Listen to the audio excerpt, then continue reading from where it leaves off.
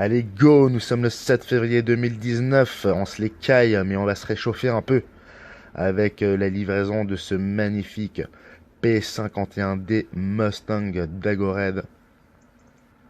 La version sportive civile de cet ancien avion de guerre. Magnifique. Je l'aurais pas pris en gris, mais comme ça, c'est juste magnifique. Avec la jolie prise d'air. On va se faire plaisir. Starmax, la marque, 1,60 m d'envergure, avec les trains rentrants, etc. On va rentrer dans les détails. Go!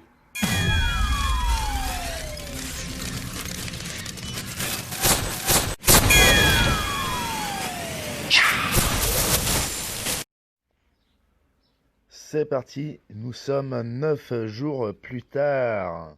Samedi 16 février 2019. J'ai le plaisir de vous présenter ma dernière acquisition. Ce magnifique bébé de guerre, respectivement de sport. À l'origine, c'est un avion de guerre, Deuxième Guerre mondiale, pour soutenir les troupes aériennes et également pour escorter des bombardiers.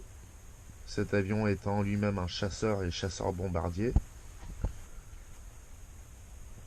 Et là, la version qu'on a devant les yeux, c'est une réplique de l'avion de sport qui a été produit en 1981. Donc une version civile à la mémoire de l'avion de guerre et à ses différentes performances. Cet avion en version sport a dépassé les 500 miles par heure, ce qui correspond à plus de 800 km/h. Donc pour l'époque, belle performance. Donc on a là un fuselage de 1,35 m pour une envergure d'1,40 m en polystyrène, et son poids en vol est de 2,5 kg. Un ESC de 70 ampères en 4S. Petite visite du cockpit. Magnifique hatch en plastique dur, très solide, avec la deuxième partie munie d'un aimant vraiment très puissant. Et voilà l'intérieur avec le cerveau pour l'élévateur et la dérive. Une grande place pour la batterie. Et là, on voit pas bien, mais c'est l'ESC, donc le régulateur Top Fire. Je vous le cache pas, c'est un peu de la daube, comme le moteur d'ailleurs, mais le prix est vraiment raisonnable et c'est plutôt l'avion que vous allez payer. Donc on voit pas bien là, c'est pas très lisible, mais on a 70 ampères pour une Lipo 4S. Les deux belles ailes, magnifique pièce, hein. Très bien fini avec les LED. Une magnifique rigole pour les câbles, très soigné hein, comme travail. Train d'atterrissage avec les canons, les mitraillettes, ça va vraiment être sublime. Vraiment une aile costaude, robuste. Très très beau travail. On a l'aileron gauche avec ici un volet en fait qui est très discret, qui laissait croire dans un premier temps, au premier coup d'œil en tous les cas, qu'il était prédécoupé mais qui n'était pas fonctionnel. Et puis ben je me rends bien compte qu'il y a les deux cerveaux, donc c'est magnifique, vraiment très beau. On passe aux autres pièces, dont le stabilisateur ou l'élévateur. Très très belle pièce, très bien finie également, vraiment robuste. Et donc là, pour le fun, les deux gros réservoirs bien solides, un super spinner, la magnifique dérive en une pièce. Ah ma foi, pour les feignants comme moi, hein, ça fait le bonheur. Il n'y a plus qu'à plugger, c'est bon. On a une hélice quadripale. J'avais oublié ce détail, mais c'est une très belle surprise de redécouvrir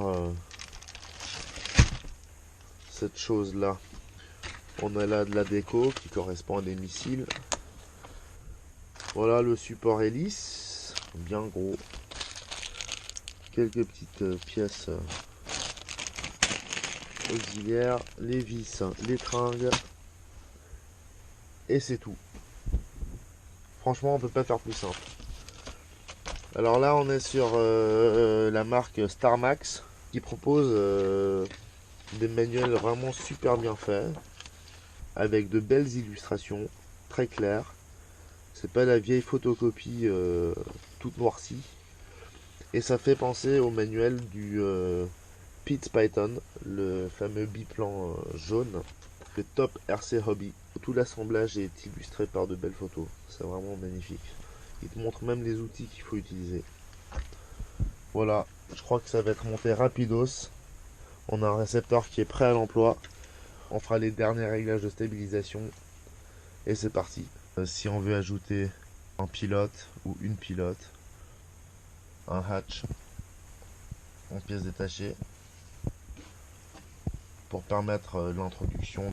Et ça, c'est vraiment une très bonne idée parce qu'en général, quand il le livre déjà collé, c'est une galère pour le décoller. Moi, je veux une pilote et malheureusement, elle n'a pas été fournie. Aïe, aïe, aïe. À mon avis, elle déconne pas celle-là. Avec elle, je pense que on ferait pas de galipette. Allez, c'est parti. Ok, bon bah je sais pas si c'est une bonne idée d'avoir engagé ce pilote, il m'a l'air un peu trop efficace. En tous les cas, je vous ai épargné le détail du montage car c'est très simple, magnifique résultat. Cette vidéo arrive un peu tardivement car on a peiné à faire les premiers vols. C'est pour ça que vous le voyez maintenant avec le Maiden Flight, enfin 2 ans après.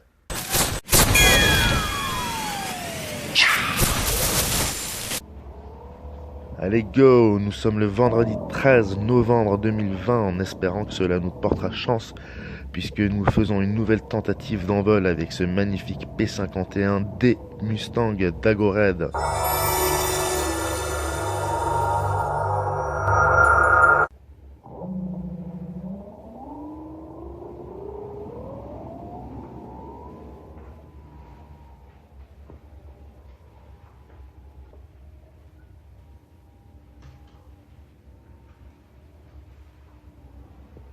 Ce magnifique avion de guerre, bien réputé, dont beaucoup de fabricants de modèles réduits se sont inspirés bien naturellement, comme Starmax ici, avec ce modèle d'1,60 m d'envergure.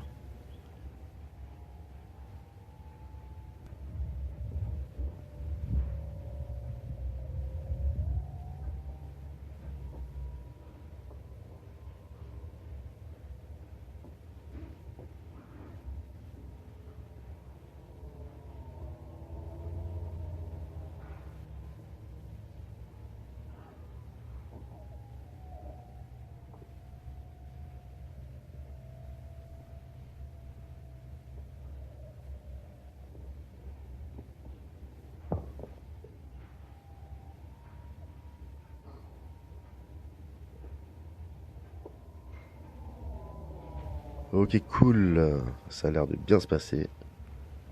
Je suis très content car si ce vol réussit aujourd'hui, eh bien ce serait le Maiden Flight officiel. Cela fait déjà 2 ans que j'ai acquis ce modèle. J'ai tenté plusieurs fois de le faire décoller, mais ça n'a jamais marché. Respectivement, ça a marché une fois.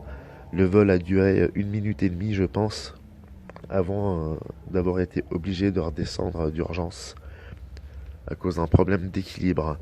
Le CG est très compliqué à trouver sur ce modèle proposé par Starmax.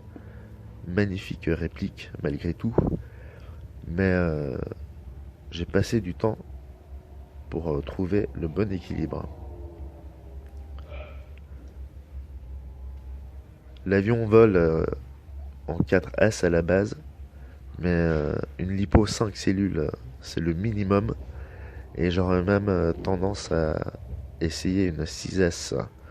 Donc on verra ça à l'occasion.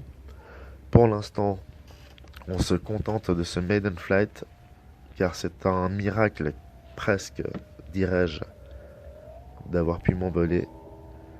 Et sachant que cet avion plonge très facilement, et même durant le roulage, avant de décoller, il aurait une tendance à plonger l'hélice dans le bitume.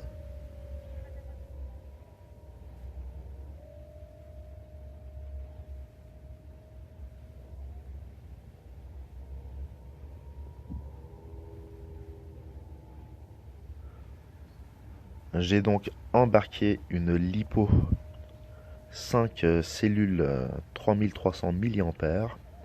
C'est pas trop lourd, mais malgré les 5 cellules, l'avion n'est pas très agressif. Je dois préciser que ma première tentative d'envol à l'époque s'était faite avec une 4S, puisque c'est ce qui était préconisé par le fabricant. Mais alors, l'élan était difficile à prendre.